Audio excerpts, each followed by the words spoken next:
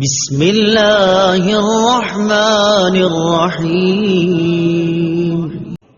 ما كان عدوا لله وملائكته ورسله وجبريل وميكال فإن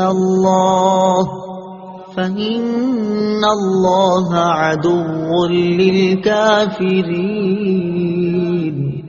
ترجمہ: جو کوئی اللہ اور اس کے فرشتوں اور اس کے رسولوں اور جبرائیل اور میکائیل کا دشمن ہو تو اللہ کافروں کا دشمن ہے۔ من کان عدوا، جو کوئی دشمن ہو۔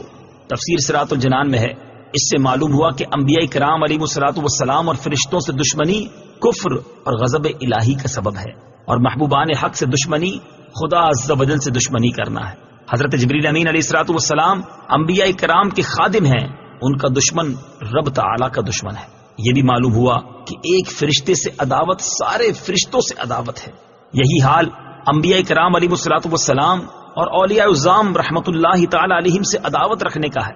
بخاری شریف کی حدیث ہے، حضرت ابو ہریرہ رضی اللہ تعالی عنہ سے روایت ہے، حضور اقدس صلی اللہ تعالی علیہ وآلہ وسلم فرماتے ہیں کہ اللہ تعالی نے فرمایا، جو میرے کسی ولی سے دشمنی کرے اسے میں نے لڑائی کا اعلان کر دیا۔